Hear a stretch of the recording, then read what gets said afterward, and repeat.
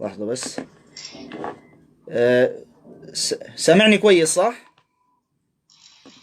أكيد. تمام كويس. الأستاذ فادي يعني قرأ بعض من موعظة الجبل، فلن أعلق أنا عن موضوع يعني مجدوا آباء أبيكم الذي في السماء، وهذا الكلام يعني غير مفيد. في نصين سأعلق عليهم لكن سأتركهما يعني في آخر كلامي. قبل أن أرد على النصين أنا أريد أن أطرح وجهة نظري في موعظة الجبل. هل موعظة الجبل هي موعظة تدل على السماحة والمحبة أم تعلم الذل والمهانة؟ المشكلة أن في كثير لا يعرف الفرق بين المحبة والسلام وبين الذل والمهانة. تمام؟ فأنا سأقرأ نص وأريدك يا أستاذ فادي تسجل ملاحظاتي. تمام؟ سأبدأ بالنص الشهير الذي دائما يتحدثون عنه النصارى دائما، الذي هو ماذا؟ أحبوا أعداءكم. تمام؟ طبعا هذا النص موجود في إنجيل متى الإصحاح 5 والعدد 43. دعونا نقرأ النص. افتح على إنجيل متى الإصحاح 5 والعدد 44. تمام؟ أنا سأقرأ وأنت حل على الإصحاح حتى لا نعطل الوقت. فيقول هنا: وأما أنا فأقول لكم أحبوا أعداءكم. أنا أريد أن ترجعوا عدد واحد فقط، ترجعوا عدد واحد الذي هو ماذا؟ العدد رقم كم؟ العدد رقم الإصحاح 5 العدد 44 و 43. أريدكم أن ترجعوا إلى العدد 43. اقرأوا يسوع ماذا قال. سمعتم أنه قيل لكم. قيل لكم تعبير على أن هذا الكلام موجود في العهد القديم. كلامي صح ولا غير صحيح يا أستاذ فادي؟ أكيد كمل سمع. خليني بس أعلي الصوت عشان هل تعبير سمعتم أنه قيل لكم يعني موجود في العهد القديم أم لا؟ أكيد طبعا. أكيد طبعا. ممتاز. فنقرأ هنا يسوع يقول: سمعتم أنه قيل لكم. قيل لكم يعني هو موجود أين؟ في العهد القديم. طيب، تحب قريبك وتبغض عدوك. هنا تكمن المصيبة. هنا تكمن المصيبة. أين موجود في العهد القديم وتبغض عدوك؟ هنا المفاجأة. لا، خليني أكمل كلامي بعدين تعلق. سجل عندك يا أستاذ فادي وبعدين علق. تمام؟ وتبغض عدوك. طبعا يسوع يقصد أي النص بالضبط؟ أنا أريكم النص في سفر اللويين. النص موجود. تمام؟ سفر اللويين في العهد القديم الإصحاح 19 والعدد 18. سمعيني كويس يا إخوة ولا في تشويش؟ يقول هذا النص الذي يقتبس منه يسوع: لا تنتقم ولا تحقد على أبناء شعبك، بل تحب قريبك. ممتاز. كنفسك أنا الرب. وين تبغض عدوك؟ غير موجودة. إذن يسوع اقتبس تحب قريبك، موجودة تحب قريبك، تحب قريبك موجودة، لكن بعد قال وتبغض عدوك. وين موجودة تبغض عدوك؟ أين موجودة تبغض عدوك؟ ولا ننسى أن الأستاذ فادي قال إن سمعتم أنه قيل لكم هي مع المقصود بها ماذا؟ إن هذا الكلام موجود في العهد القديم. وأنا أقول للأستاذ فادي وأقول لجميع النصارى من كبيرهم إلى صغيرهم: عندكم شهر كامل تبحثوا في العهد القديم كله على أن تجدوا وتبغض عدوك. لن تجدوا. وهنا أمامكم أحد الخيارين. إما أن يسوع قال وتبغض عدوك وأن كلمة أو تبغض عدوك هذه، نص تبغض عدوك، كان فعلا موجود في العهد القديم وبعدها حذف وضاع وبذلك دليل على التحريف. يعني ممكن هذا النص يكون موجود في عهد يسوع، تبغض عدوك، في العهد القديم بعدها ضاع. تمام، هذا الخيار الأول. الخيار الثاني، أو أن يسوع كذب على العهد القديم واخترع نص جديد نسبه للعهد القديم، وبذلك يكون هو مخترع ويكذب. نحن نفترض افتراض، لا نقول إنه كذاب، نفترض افتراض، وبالتالي هذا ينقض ألوهيته. لا يوجد خيار ثالث. تمام. وألزمت نفسك يا أستاذ فادي بهذا الإلزام، إن قيل لكم تعني العهد القديم، وهي بالفعل تعني العهد القديم. لماذا؟ لأن أصلا تحب قريبك موجودة في العهد القديم، فعلا موجودة في العهد القديم، تحب قريبك وأظهرت لكم النص. لكن تبغض عدوك وين راحت؟ وين اختفت؟ في العهد القديم كله غير موجودة تبغض عدوك. تمام، هذا أول نقد أصلا. خلصت كده أستاذ، أنت خدت كده 5 دقايق. تمام. ماشي. أنا لا أريد أن أكثر عليك من النصوص حتى يكون يعني حوار مليء بالاحترام. تفضل رد على هذه النقطة، لن أتكلم في نقاط أخرى. تفضل، بس تتكلم حتى لا يحصل تشويش. تفضل رد على هذه النقطة. بس يا أستاذ، لا، طب أنت كده سامعني كويس؟ سامعك كويس، تفضل. طيب هو كده، ما هو بس مبدئيا كده يا أستاذ زين، هو لو كل حاجة في العهد القديم اتكتبت، يعني عايز اقول لك ان احنا كان يعني المفروض مش 1000 صفحه في الكتاب اللي هو كالعهد القديم والعهد الجديد، احنا كنا عايزين يعني صفح كتير جدا للانجيل.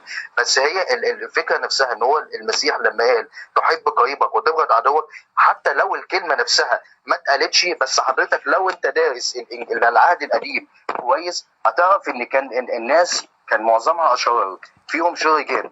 تمام كده؟ يعني فيهم الناس من؟ كانت مليانه فيهم ماذا؟ شر. ما سمعت. تمام. فالمسيح لما نزل، حضرتك سامعني كده كويس؟ أعد بس الكلمة الأخيرة فيها ماذا؟ سامعني كويس كده؟ سامع كويس، بس أعد الكلمة الأخيرة فيها ماذا؟ ماذا ايه؟ خلاص كمل. طيب انا هبدأ من الاول عشان ممكن اكون نسيت الكلمة اللي انا قلتها. لا ما تعيدش من الأول، حنعطل الوقت. تفضل كمل.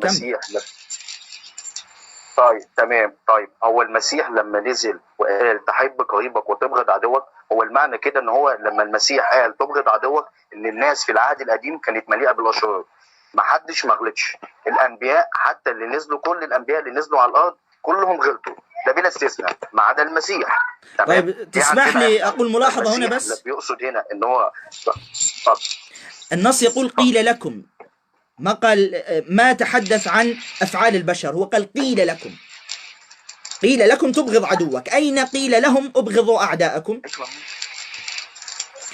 والسؤال هنا الرئيسي يا استاذ فادي، السؤال الرئيسي هنا، السؤال الرئيسي ان تحب قريبك مكتوبة، لكن تبغض عدوك مش ليست مكتوبة، على الرغم من ان الاثنين قيلت في نفس اللحظة.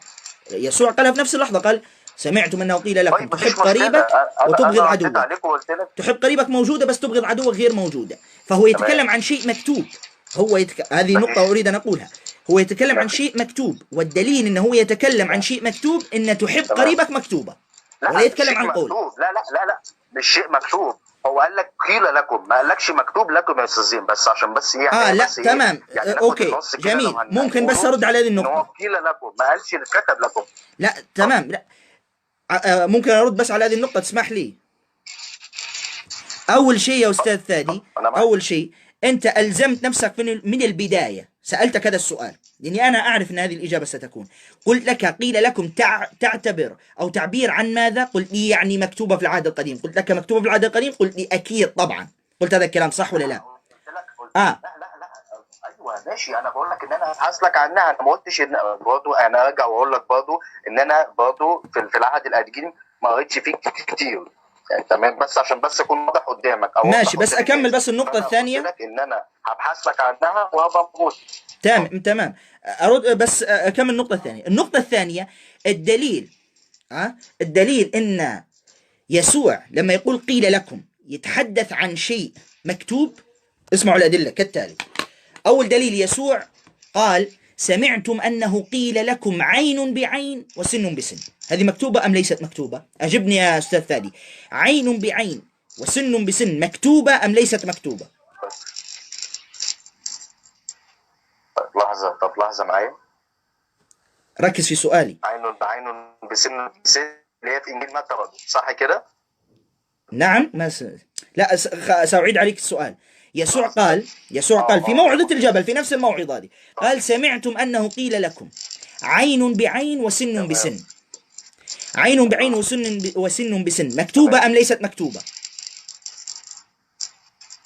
طيب لحظة، أنا بشوفها بس. مكتوبة، اطمن، مكتوبة موجودة في العهد القديم، أنا أعرفها وقارئها، موجودة، سأخرج لك النص. هي موجودة. أيوة. تمام. المقصود إن هنا يسوع قال قيل لكم عين بعين وسن بسن، ما قال مكتوبة لكم عين بعين وسن بسن، لكن مع ذلك مكتوبة عين بعين وسن بسن. إذا تعبير قيل لكم يعني مكتوب، يدل على أن هذا الشيء مكتوب، لأن يسوع استخدمه في أشياء مكتوبة. قال سمعتم أنه قيل لكم تحب قريبك، وجدناها مكتوبة. مع ذلك ما قال مكتوب لكم قريبك، قال سمعتم أنه قيل لكم تحب قريبك. تمام ومكتوبة.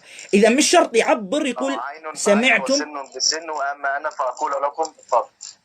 إذا ردك إن يسوع قال قيل لكم. بالك كتير على فكرة بتتكلم. طيب ماشي تفضل. طيب خلاص عشان ما نضربكش تفضل. طيب مفيش مشكلة. لا مفيش مشكلة، بس أنا بس هرد. لا تفضل، وقت لك، تفضل. اللي هو بالنسبة إن حضرتك بتتكلم عين بعين. طيب هو مبدئيا كده يا أستاذ زين، بالنسبة اللي هو المسيح قال أحبوا أعداءكم باركوا لأعينكم. تمام. أو هو معلش أنا آسف، أنا بس بجيب بس النص لأن أنت لخبطتني، معلش أنا آسف. سمعتم إنه قيل تحب قريبك وتبغض عدوك، وأما أنا فأقول لكم أحبوا أعداءكم.